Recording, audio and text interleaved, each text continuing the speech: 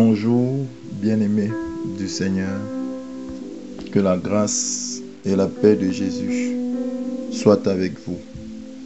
Alors ce matin, nous continuons notre enseignement sur la foi en Dieu. Et comme j'ai dit, notre Dieu, c'est Jésus-Christ de Nazareth, car la parole de Dieu nous dit: la parole s'est faite chair. Or, la parole qui était au commencement était avec Dieu, et la parole était Dieu. Et c'est cette parole-là qui a pris une forme humaine, qui est devenue un homme, qui s'appelle Jésus-Christ. Donc, Jésus-Christ est Dieu. Alléluia. Donc, notre Dieu, c'est Jésus. Voilà pourquoi, quand les Juifs lui ont posé la question, mais quelle est l'œuvre de Dieu? Il a dit, l'œuvre de Dieu, c'est que vous croyez en celui que Dieu a envoyé. Car Jésus, avant d'entrer dans le monde, a dit au Père: tu n'as voulu ni sacrifice, ni holocauste, mais tu m'as formé un corps. Et Père, me voici pour faire ta volonté. Alléluia. Donc, bien-aimé, tu dois croire de tout ton cœur en Jésus de Nazareth. Tu dois placer ta foi tout entière en lui. Détourne tes regards des pasteurs. Détourne tes regards de ta force physique. Détourne tes regards des docteurs, des médecins. Détourne tes regards de tes connaissances. Tourne-toi vers Jésus de Nazareth. C'est le seul qui peut t'aider, c'est le seul qui peut te transformer, c'est le seul qui peut changer ta vie dans le nom puissant de Jésus de Nazareth. Alors aujourd'hui, la dernière fois, on a vu que Jésus-Christ est le même hier, aujourd'hui et éternellement. Ça veut dire qu'il ne change pas. Ce que tu vas découvrir sur lui dans les évangiles, c'est exactement ce qu'il va faire dans ta vie aujourd'hui, dans ton présent. Alléluia. Alors, nous avons vu que Jésus guérissait tous les malades. Lui-même, il a dit pourquoi il a été établi, c'est-à-dire pourquoi il a été oint par Dieu. Qu'est-ce qu'il est venu faire? Il est venu parler ou prêcher la bonne nouvelle aux pauvres et délivrer les captifs, guérir ceux qui ont le cœur brisé, chasser les démons, que les aveugles recouvrent la vue.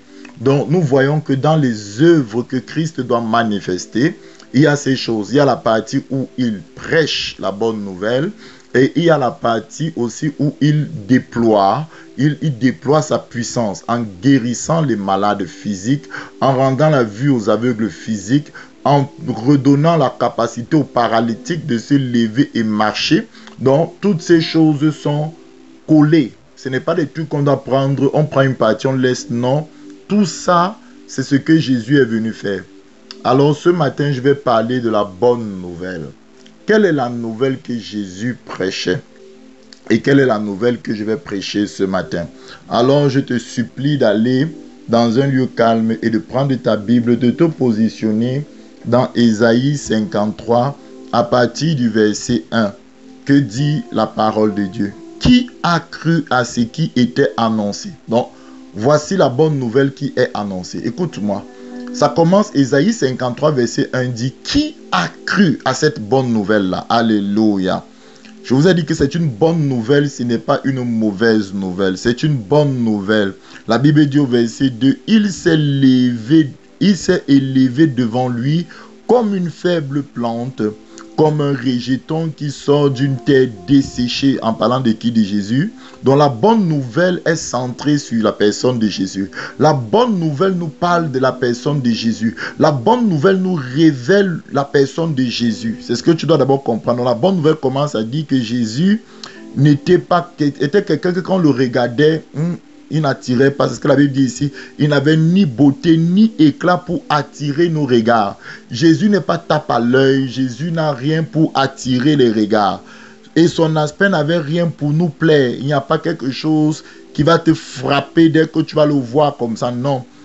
le Jésus qui est présenté. Dans la Bible dit au verset 3, méprisé. Donc quand il était sur terre, il était méprisé et il était abandonné des hommes. Les hommes le méprisaient, les hommes l'avaient abandonné. Homme de douleur et habitué à la souffrance, semblable à celui dont on détourne le visage. Vous savez, lorsqu'il allait à la croix, on a craché sur lui, les gens détournaient le visage, donc on a craché, on a tellement maltraité notre Seigneur. Alors la parole de Dieu nous dit, nous l'avons dédaigné, c'est-à-dire que ceux qui l'ont crucifié, nous aussi, même dans ce siècle présent, certains continuent à dédaigner, à faire aucun cas de Jésus. Nous n'avons fait de lui aucun cas. Écoute dans le verset 4, la bonne nouvelle pour toi, c'est que cependant, ce sont nos souffrances qu'il a portées, c'est de nos douleurs qu'il s'est chargé et nous l'avons considéré comme puni, frappé de Dieu et humilié. Donc Jésus qui souffrait là, Jésus qui ne ressemblait plus à rien, dont on crachait sur lui, on l'avait frappé, on a mis une couronne d'épines sur sa tête. Ce Christ qui est en train de souffrir, la Bible nous révèle ici qu'il souffrait pour nous. Il souffrait. Pourquoi ces souffrances? La Bible dit au verset 4 d'Ésaïe 53, cependant, ce sont nos souffrances qu'il a portées. Donc les souffrances que Jésus était en train d'endurer là, le fait qu'on l'a transpercé, le fait qu'on a percé ses mains, ses pieds, tout ce qui se passait, les crachats qu'on a, tout ça c'était en fait nos souffrances que Jésus était en train de porter à notre place. C'est ce que la parole de Dieu nous révèle ici. Et nous croyons réellement aux Écritures. Donc la Bible nous dit cependant, ce sont nos souffrances à nous qu'il a portées. C'est de nos douleurs, donc toutes les douleurs que Jésus a ressenties dans son corps. Lorsqu'on l'a frappé dans le Sanhédrin, son visage était totalement gonflé. Lorsqu'on a percé sa tête avec la couronne d'épines et le sang coulait au niveau de son crâne. Vous voyez donc, lorsqu'on a transpercé ses mains, toutes ces souffrances, il ne pouvait même plus porter la croix. On l'a fouetté, on a déchiré son dos avec les fouets romains. Toutes ces choses que Jésus subissait, les souffrances extrêmes, l'agonie qu'il a ressentie dans son corps, il était en train de porter toutes les souffrances de l'humanité en fait. Il était en train de porter toutes les douleurs de l'humanité. Toutes les douleurs de l'humanité. C'est ce que la Bible nous dit ici clairement. Et la Bible nous dit au verset 4, donc il s'est chargé de nos douleurs et nous l'avons considéré comme puni, frappé de Dieu et humilié, mais il était blessé pour nos péchés, brisé pour nos iniquités. Jésus était blessé pour nos péchés, Jésus était brisé pour nos iniquités. La parole de Dieu nous dit donc le châtiment qui nous donne la paix est tombé sur lui et c'est par ses meurtrissures que nous sommes guéris. Oh Seigneur Jésus, par les meurtrissures de Jésus-Christ, tu es guéri mon frère. Par les meurtrissures de Jésus, je suis guéri.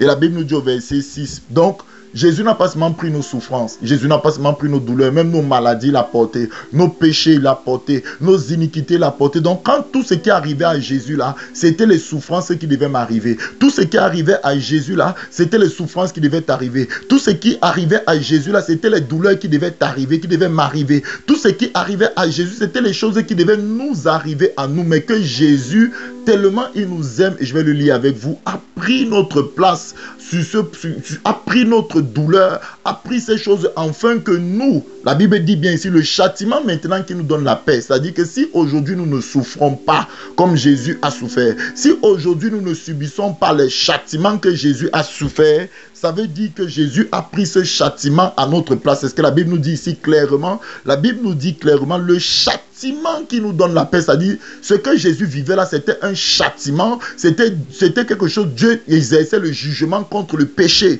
Et ce jugement est tombé sur Jésus. Voilà pourquoi la Bible dit que si tu crois en Jésus, tu ne seras plus jugé. Parce que si on te juge, c'est comme si on veut te faire payer la même chose deux fois. Jésus a déjà payé pour toi. Jésus a déjà pris ta place pour ce châtiment. Jésus a subi ce châtiment pour toi et maintenant ce qui reste pour toi, c'est la paix. Ce qui reste pour moi, c'est la paix. Et la Bible me dit ça clairement ici. Mais il était blessé pour nos péchés, brisé pour nos iniquités. Le châtiment qui nous donne la paix est tombé sur lui. Et c'est par ses meurtrissures que nous sommes guéris.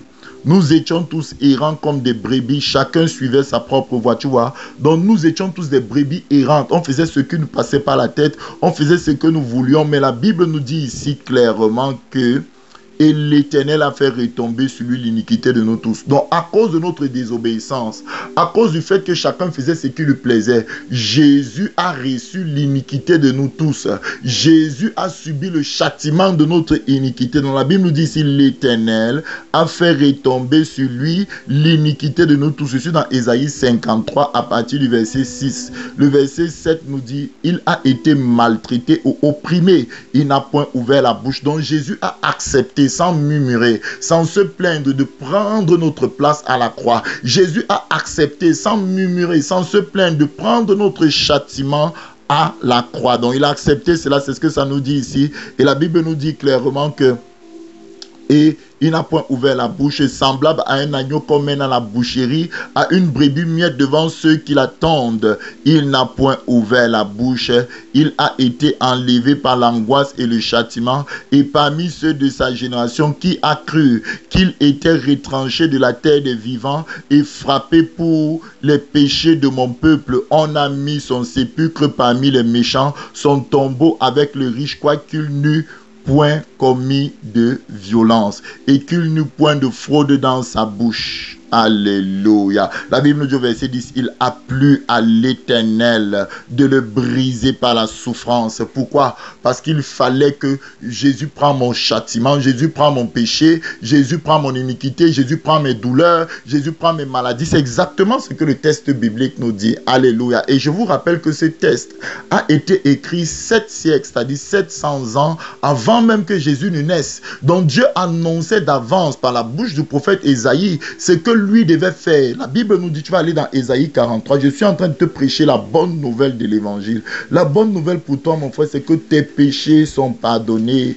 Si tu crois en Jésus ce matin, la bonne nouvelle, c'est que Jésus a pris tes péchés, Jésus a pris tes souffrances à la croix, Jésus a pris cette maladie qui te tourmente depuis l'enfance à la croix. La bonne nouvelle, c'est que le châtiment qui te donne la paix, le châtiment qui va te donner la guérison ce matin, est tombé sur Jésus il y a plus de 2000 ans. Tu n'as plus le droit de porter cette maladie dans ton corps. Tu n'as plus le droit de porter cette souffrance dans ton cœur. Tu n'as plus le droit de porter cette douleur dans ton cœur. Tu n'as plus le droit parce que Jésus a pris toutes tes douleurs. Jésus a pris toutes tes souffrances à la croix. Lis avec moi Ésaïe 43 et le verset 4 et écoute dans ceci.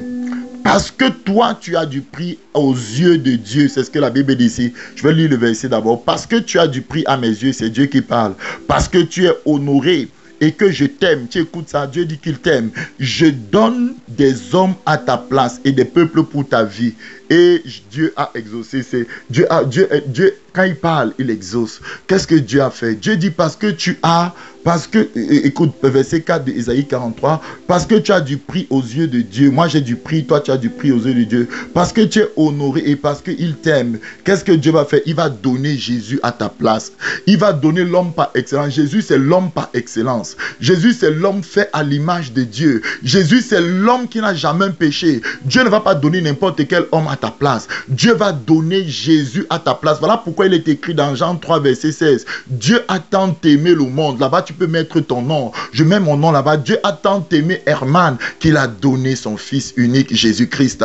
Donc Jésus-Christ a pris ma place à la croix parce que je suis aimé de Dieu, parce que je suis honoré de Dieu. Est-ce que tu me comprends mon frère? C'est ça la bonne nouvelle. La bonne nouvelle c'est qu'aujourd'hui que tu entends cette parole, tu peux être sauvé. Aujourd'hui que tu entends cette parole, tu peux être guéri quelle que soit ta maladie parce que Jésus-Christ a pris ta maladie à la croix. Jésus-Christ a pris ta douleur à la croix. Jésus-Christ ne voulait pas que tu souffres à tel point qu'il a pris ta souffrance. Il a pris ta place. Il a dit ça n'est assez. Je porterai ces douleurs dans mon corps. Je porterai ces maladies dans mon corps. Je porterai ces péchés dans mon corps. La Bible dit dans 1 Pierre, de lui qui a pris dans son corps nos péchés et par les meurtrissures desquels nous avons été guéris. Donc Jésus a réellement pris ces choses dans ta vie. Et le Seigneur rajoute ceci, écoute-moi bien. Même si tu étais la seule personne qui avait péché sur terre et que tout le reste n'avait pas péché, tout le reste n'avait pas besoin d'être sauvé, Jésus serait venu quand même pour toi.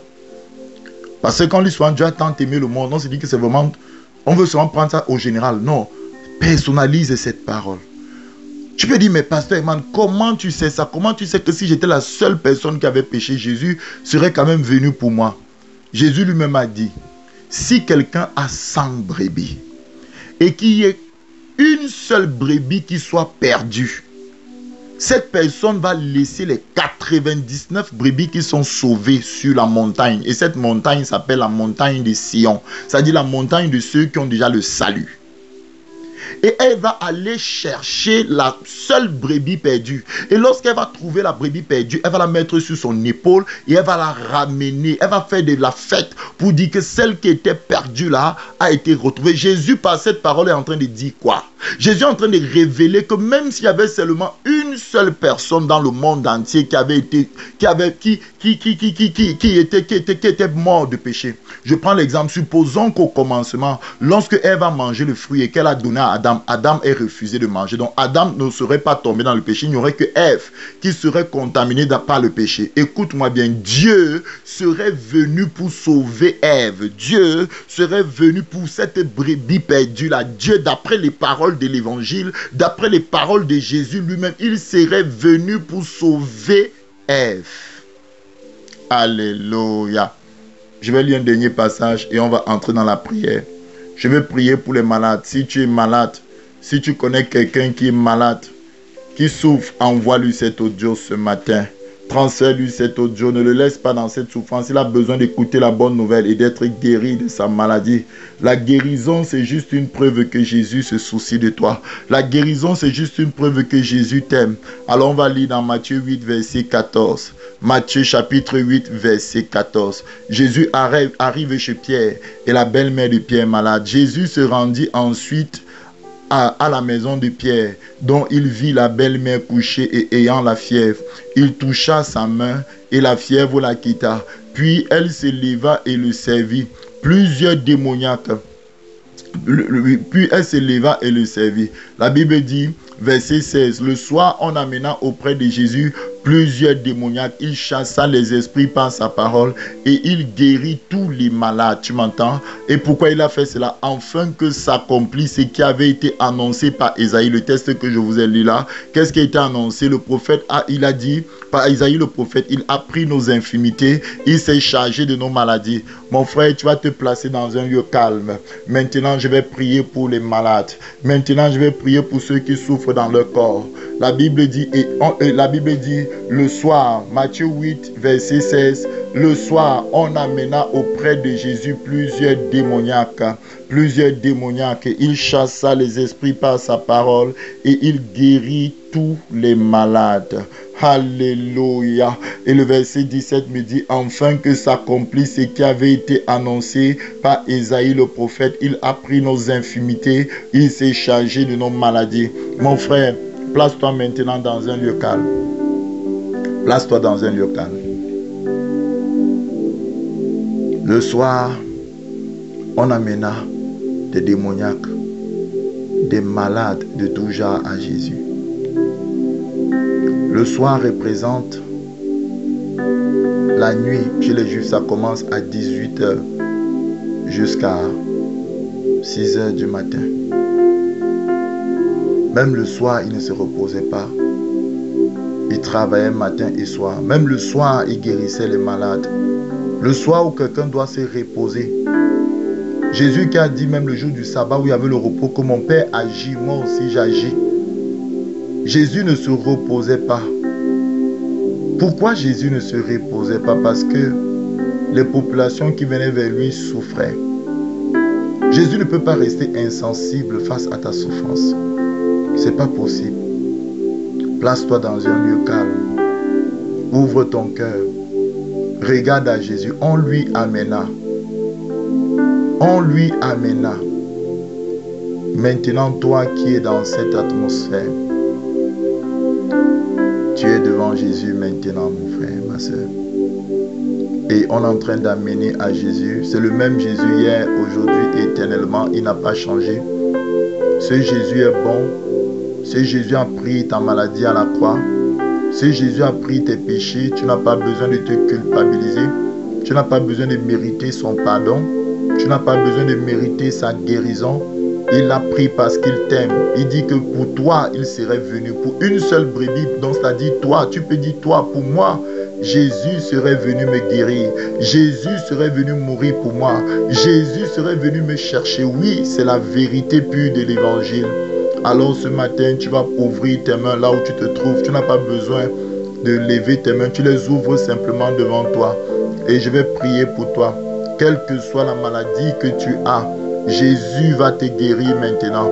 As-tu mal dans ton cœur? Jésus guérit ton cœur maintenant même. Dans le nom puissant de Jésus de Nazareth. Où as-tu mal? Maintenant, Jésus guérit. Maintenant même, Jésus guérit. Maintenant même, Jésus te guérit. Maintenant même, Jésus te guérit. Où as-tu mal, mon frère? Jésus te guérit maintenant. Si c'est ton cœur est guéri. Si c'est tes poumons sont guéris maintenant. Si c'est le mal d'estomac, le mal de foie, mal de tête, tu es guéri là où tu te trouves.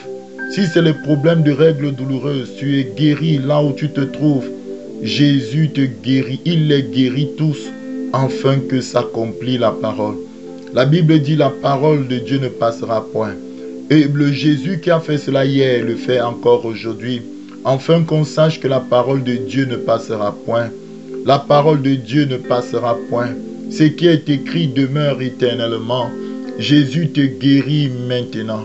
Jésus te restaure maintenant. Mal de dos disparaît. Mal de cheville disparaît. Toute douleur dans ton corps est en train de quitter ton corps. Reçois ta guérison. Les kystes disparaissent à l'intérieur de ton corps. Reçois ta guérison. Jésus le fait parce que Jésus t'aime. Jésus le fait parce que Jésus a pris cette maladie à la croix il y a plus de 2000 ans. Jésus le fait parce que Jésus veut te guérir. Jésus veut te restaurer. Jésus veut te délivrer. Jésus veut te montrer par là qu'il t'aime, qu'il est le même hier, aujourd'hui, éternellement. Seigneur, je te bénis pour toutes les guérisons. Ceux qui avaient des crampes comme au niveau de l'utérus, soient guéris dans le nom puissant de Jésus de Nazareth. Toute forme de maladie, esprit de folie, l'esprit de folie est chassé. Ceux qui avaient des problèmes de blessures intérieures soient totalement guéris ce matin dans le nom puissant de Jésus. J'ai ainsi prié. Amen. Bien-aimés, soyez bénis. Que la grâce de Dieu soit avec vous. Que le Seigneur vous bénisse abondamment. Merci Seigneur pour ce que tu fais. Pendant que tu as suivi cet audio, n'hésite pas à donner ton témoignage. Tu avais une douleur pendant que tu suivais l'audio. La douleur est partie lorsque j'ai commencé à proclamer l'amour de Jésus. Tu avais des vertiges, les vertiges sont partis. Quel que soit ce que tu avais qui t'a quitté, témoigne pour rendre gloire à Dieu. Au nom de Jésus, que sa grâce soit sur toi, mon frère. Sois abondamment béni, j'ai ainsi prié. Amen.